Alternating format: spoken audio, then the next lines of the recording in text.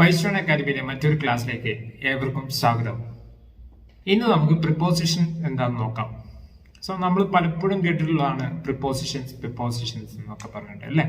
അപ്പൊ പ്രിപ്പോസിഷൻ എന്ന് പറഞ്ഞാൽ ഇംഗ്ലീഷ് ഗ്രാമറിലെ ഏറ്റവും ഇമ്പോർട്ടന്റ് ആയിട്ടുള്ള ഒരു സംഭവമാണ്. Without preposition you can't speak well, you can't write well. നമുക്ക് നന്നായിട്ട് എഴുതാനോ അല്ലെങ്കിൽ നന്നായിട്ട് ഒന്ന് സംസാരിക്കാനോ പോലും ഇംഗ്ലീഷിലെ പ്രിപ്പോസിഷൻസിനെ ഒഴിവാക്കിയിട്ട് നമുക്ക് ചെയ്യാൻ പറ്റില്ല. അപ്പൊ ഇന്ന് എന്താണ് പ്രിപ്പോസിഷൻ എന്നുള്ള കാര്യത്തെ കുറിച്ചാണ് നമ്മൾ പറയാൻ പോകുന്നത്.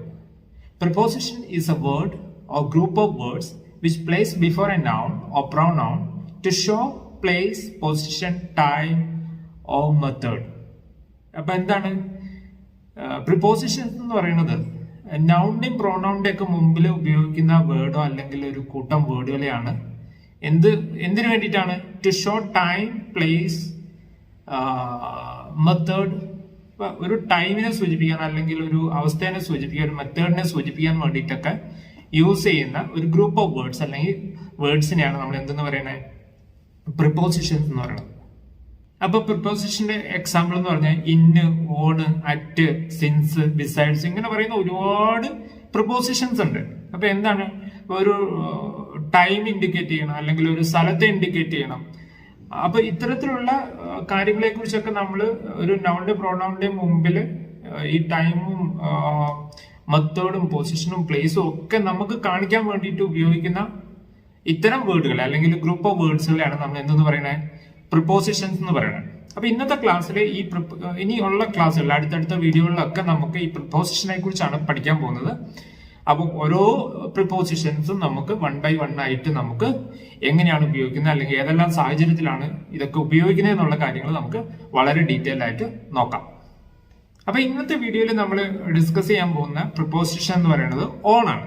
പലപ്പോഴും നമ്മൾ കേട്ടിട്ടുള്ള ഒരു എന്താണ് പ്രിപ്പോസിഷൻ ആണ് ഓൺ. നമ്മൾ എപ്പോഴും നമ്മുടെ സ്പീക്കിങ്ങിനകത്താണേലും റൈറ്റിങ്ങിനകത്താണേലും ഒക്കെ നമ്മൾ എപ്പോഴും ഉപയോഗിക്കുന്ന ഒരു പ്രിപ്പോസിഷൻസ് ആണ് ഓൺ എന്ന് പറയുന്നത്. പക്ഷെ പലപ്പോഴും നമ്മൾ ഇംഗ്ലീഷ് സംസാരിക്കുമ്പോഴും എഴുതുമ്പോഴും ഒക്കെ നമ്മൾ തെറ്റുവരുത്താറുണ്ട്. ഈ ഓൺ ചിലപ്പോൾ നമ്മൾ എന്താണ് അനാവശ്യമായിട്ട് നമുക്ക് തോന്നിയ സ്ഥലത്തൊക്കെ നമ്മൾ ചിലപ്പോൾ ഉപയോഗിക്കും. അപ്പൊ അങ്ങനെ നമുക്ക് എവിടെയും ഉപയോഗിക്കാൻ പറ്റുന്നതല്ല പ്രിപ്പോസിഷൻസ്. ഈ പ്രിപ്പോസിഷൻസ് കറക്റ്റ് ആയിട്ട് നമ്മൾ ഉപയോഗിച്ചില്ലെങ്കിൽ നമ്മുടെ ഉദ്ദേശിക്കുന്ന നമ്മുടെ സ്പീക്കിംഗ് ആണെങ്കിലും റൈറ്റിംഗ് ആണെങ്കിലും നമ്മളെ അർത്ഥങ്ങളൊക്കെ മാറിപ്പോകും. നമ്മൾ ഉദ്ദേശിച്ചായിരിക്കില്ല നമ്മൾ സ്പീക്ക് ചെയ്ത് റോങ് ആയിട്ട് പ്രിപ്പോസിഷൻസ് യൂസ് ചെയ്ത് കഴിഞ്ഞാൽ അത് വലിയൊരു ഗ്രാമാറ്റിക്കൽ എറർ ആയിട്ട് മാറും. അപ്പൊ നമുക്ക് ഇന്നത്തെ വീഡിയോയിൽ നമുക്ക് എങ്ങനെയാണ് ഏതെല്ലാം സാഹചര്യത്തിലാണ് ഓൺ എന്ന് പറയുന്ന പ്രിപ്പോസിഷൻ ഉപയോഗിക്കുന്നതെന്ന് നമുക്ക് നോക്കാം. ഓൺ യൂസ് ചെയ്യുന്ന ആദ്യത്തെ ഒരു സാഹചര്യം എന്ന് പറയുന്നത് സർഫേസ് ഓഫ് സംതിങ് ആണ്. അതായത് എന്തെങ്കിലും ഒരു സംഭവത്തിന്റെ മുകളിൽ എന്ന് നമ്മൾ പറയാൻ വേണ്ടിയിട്ട്. ഇപ്പം എക്സാമ്പിൾ പറയുകയാണെന്നുണ്ടെങ്കിൽ on the table, on the roof. അതായത് ഓൺ ദ ടേബിൾ എന്ന് പറഞ്ഞാൽ ടേബിളിന്റെ മുകളിൽ അല്ലെങ്കിൽ റൂഫിന്റെ മുകളിൽ എന്നൊക്കെ നമ്മൾ പറയാൻ വേണ്ടിയിട്ട് എന്തെങ്കിലും സംഭവത്തിന്റെ എന്തെങ്കിലുമൊക്കെ ഇപ്പം നമ്മൾ വെക്കുകയാണെന്നുണ്ടെങ്കിൽ അതിന്റെ മുകളിൽ എന്ന് പറയാൻ വേണ്ടിയിട്ട് നമുക്ക് ഓൺ യൂസ് ചെയ്തിട്ട് വേണം നമുക്ക് പറയാൻ. On the table, on the chair, on the desk. ഇങ്ങനെ എന്തെങ്കിലുമൊക്കെ ഒരു വസ്തുവിന്റെ സർഫേസിന് മുകളിൽ എന്ന് പറയുവാൻ വേണ്ടിയിട്ട് നമ്മൾ ഓൺ യൂസ് ചെയ്യും. അപ്പൊ അതിനൊരു എക്സാമ്പിൾ ആയിട്ട് നമ്മൾ പറയുകയാണെന്നുണ്ടെങ്കിൽ the book is on the table. നമ്മൾ പറയും ഇപ്പോൾ somebody is asked some questions, where is your book. ഇപ്പൊ നമ്മൾ ക്ലാസ്സിൽ നമ്മുടെ ടീച്ചർ നമ്മളോട് ചോദിക്കുകയാണ് വെർ ഈസ് യുവർ ബുക്ക്. അപ്പൊ നമ്മൾ പറയും book is on the table. Book ആ ടേബിളിന്റെ മുകളിലുണ്ട് എന്ന് പറയാം. Book is on the table. Book ആ ടേബിളിന്റെ മുകളിലാണെന്ന് പറയാൻ വേണ്ടിയിട്ട് നമ്മൾ ഓൺ എന്ന് പറയുന്ന പ്രിപ്പോസിഷൻ ആണ് ഉപയോഗിക്കുക. അപ്പോൾ നമ്മൾ എന്തെങ്കിലും ഒരു വസ്തുവിന്റെ മുകളിലാണ് മറ്റൊരു സാധനം ഇരിക്കുന്നതെന്നൊക്കെ നമ്മൾ പറയാൻ വേണ്ടിയിട്ട് നമുക്ക് യൂസ് ചെയ്യാവുന്ന ഒരു പ്രിപ്പോസിഷൻ ആണ് ഏത്? ഓൺ എന്ന് പറയുന്നത്. അപ്പോൾ സർഫേസ് ഓഫ് സംതിങ് എന്ന് പറയുന്നതിന് മുകളിൽ, അതായത് എന്തെങ്കിലും വസ്തുവിന്റെ മുകളിൽ, on the table, on the roof, on the desk എന്നൊക്കെ പറയാൻ വേണ്ടിയിട്ട് നമുക്ക് ഓൺ എന്ന് പറയുന്ന പ്രിപ്പോസിഷൻ ഉപയോഗിക്കാം. അതുപോലെ തന്നെ ഓൺ യൂസ് ചെയ്യുന്ന മറ്റൊരു സാഹചര്യം എന്ന് പറയുന്നത് on is use before days. ഇപ്പൊ ദിവസങ്ങളെ കുറിച്ച് പറയുകയാണെങ്കിൽ ദിവസങ്ങളുടെ മുമ്പിൽ നമുക്ക് ഓൺ യൂസ് ചെയ്യാം. ഏതാണ് ദിവസങ്ങൾ എന്ന് പറഞ്ഞു കഴിഞ്ഞാൽ മൺഡേ, വെനസ്ഡേ, ഫ്രൈഡേ, സൺഡേ എന്നൊക്കെ പറയുന്നതാണ് ദിവസങ്ങൾ എന്ന് പറയുന്നത്. ഇത്തരത്തിൽ ഡേയ്സ് നമ്മൾ പറഞ്ഞു. ഓൺ മൺഡേസ്, ഓൺ മൺഡേ എന്ന് പറയുള്ളൂ. ഒരിക്കലും നമ്മൾ ഇൻ മൺഡേ എന്ന് നമ്മൾ പറയില്ല. അപ്പോൾ on Mondays I will come to your office, on Monday I will come to your office അല്ലെ. ഞാൻ തിങ്കളാഴ്ച ഞാൻ നിന്റെ ഓഫീസിലേക്ക് വരാം അല്ലെ. On Mondays and Wednesdays I go to gym, ജിമ്മിൽ ഞാൻ തിങ്കളാഴ്ചയും ബുധനാഴ്ചയും പോകാറുണ്ട്. On Mondays I go to gym. മനസ്സിലായല്ലോ. അപ്പൊ ഇത്തരത്തില് നമ്മൾ ഒരു ദിവസത്തെ സൂചിപ്പിക്കുന്ന സാഹചര്യത്തില് അത്തരം സാഹചര്യങ്ങളിലെ ദിവസങ്ങളെ on Monday, on Wednesday, on Sunday എന്നൊക്കെ നമ്മൾ പറയുമ്പോൾ നമ്മൾ എന്താണ് യൂസ് ചെയ്യുക? ഓൺ എന്ന് പറയുന്ന പ്രിപ്പോസിഷൻ ആണ് ഇത്തരത്തില് ദിവസങ്ങളെ കുറിച്ച് നമ്മൾ സംസാരിക്കുമ്പോൾ അല്ലെങ്കിൽ എഴുതുമ്പോഴൊക്കെ നമ്മൾ ഉപയോഗിക്കാം.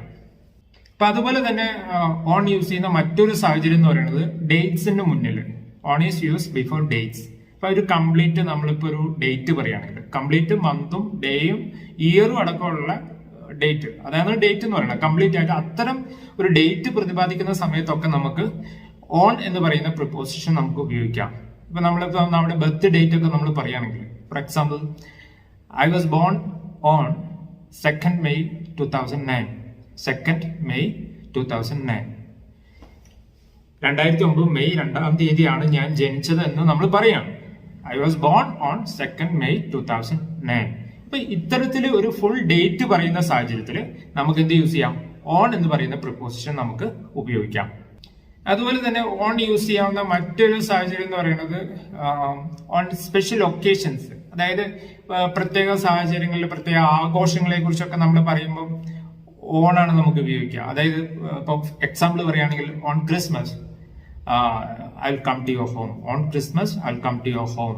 അല്ലെങ്കിൽ ഓൺ ഹോളിഡേയ്സ് ഐ സോഷ്യലൈസ്, പിന്നെ അവധി ദിവസങ്ങളിൽ എൻജോയ് ചെയ്യാറുണ്ട് എന്നൊക്കെ നമ്മൾ പറയല്ലേ. അപ്പൊ ഇത്തരത്തില് സ്പെഷ്യൽ ഒക്കേഷനെ കുറിച്ചൊക്കെ നമ്മൾ പറയുന്ന സാഹചര്യത്തിൽ നമുക്ക് എന്ത് യൂസ് ചെയ്യാം? ഓൺ എന്ന് പറയുന്ന പ്രിപ്പോസിഷൻ നമുക്ക് ഉപയോഗിക്കാം. അപ്പൊ മെയിൻ ആയിട്ട് ഇത്തരം സാഹചര്യങ്ങളിലൊക്കെയാണ് ഓൺ എന്ന് പറയുന്ന പ്രിപ്പോസിഷൻ ഉപയോഗിക്കുന്നത്. ഏതൊക്കെയാണ്? ആദ്യം നമ്മൾ പറഞ്ഞു ഏതാ? Surface of something, surface of something, എന്തെങ്കിലും വസ്തുവിന്റെ മുകളിലുണ്ടെന്ന്, on the table, on the roof എന്നൊക്കെ പറയുന്നത്. രണ്ടാമത്തെ എന്താണ്? On is use before days. ഇപ്പൊ ഒരു ഡേയ്സ് പറയുകയാണെന്നുണ്ടെങ്കിൽ on Monday, on Wednesday, on Sunday, ഇത്തരം സാഹചര്യത്തിൽ. അതുപോലെ തന്നെ ഫുൾ ആയിട്ട് ഒരു ഡേറ്റ് പറയുന്ന സാഹചര്യത്തിൽ on is use before days. ഇപ്പൊ I was born on 2nd May 2009 എന്നൊക്കെ പറയുന്ന പോലെ എന്താണ്? ഡേറ്റ്സിന് മുമ്പിൽ നമുക്ക് ഓൺ യൂസ് ചെയ്യാം. അതുപോലെ തന്നെ അടുത്ത സാഹചര്യം എന്ന് പറഞ്ഞു കഴിഞ്ഞാൽ on is use special occasions. Special occasions ആയിട്ടില്ല, ഓൺ ഹോളിഡേയ്സ് ഐ സോഷ്യലൈസ് എന്നൊക്കെ നമ്മൾ എക്സാമ്പിൾ പറഞ്ഞിരുന്നു. അപ്പൊ ഇത്തരം സാഹചര്യത്തിൽ സ്പെഷ്യൽ ഒക്കേഷനുകളിലൊക്കെ നമുക്ക് ഓൺ ഉപയോഗിക്കാം. മെയിൻ ആയിട്ട് ഓൺ എന്ന് പറയുന്നത് ഇത്തരം സാഹചര്യങ്ങളിലൊക്കെയാണ് നമ്മൾ ഓൺ എന്ന് പറയുന്ന പ്രിപ്പോസിഷൻ നമ്മൾ ഉപയോഗിക്കാം. അപ്പൊ എല്ലാവർക്കും ഓൺ എങ്ങനെയാണ് ഉപയോഗിക്കുന്നത്, ഏതെല്ലാം സാഹചര്യത്തിലാണ് ഓൺ ഉപയോഗിക്കുന്നത് എന്നൊക്കെ കൃത്യമായിട്ട് മനസ്സിലായി എന്ന് പ്രതീക്ഷിക്കുന്നു. അപ്പോ ഇത്തരം സാഹചര്യങ്ങളിലൊക്കെയാണ് നമ്മളിപ്പോ ഡിസ്കസ് ചെയ്ത ഇത്തരം സാഹചര്യങ്ങളിലൊക്കെയാണ് ഓൺ എന്ന് പറയുന്ന പ്രിപ്പോസിഷൻ നമ്മൾ ഉപയോഗിക്കുക. അപ്പൊ ഇന്നത്തെ ക്ലാസ് എല്ലാവർക്കും മനസ്സിലായി എന്ന് പ്രതീക്ഷിക്കുന്നു. നിങ്ങൾക്ക് എന്തെങ്കിലും ഡൗട്ട്സും കാര്യങ്ങളൊക്കെ ഉണ്ടെങ്കിൽ കമന്റ് ബോക്സിൽ അറിയിക്കുക. അതുപോലെ തന്നെ ഞങ്ങളുടെ വീഡിയോസ് സ്ഥിരം കാണുന്ന ഒരാളാണ് നിങ്ങളെങ്കിലും ഇതുവരെ സബ്സ്ക്രൈബ് ചെയ്തിട്ടില്ലെങ്കിൽ please subscribe our channel. Thank you for watching.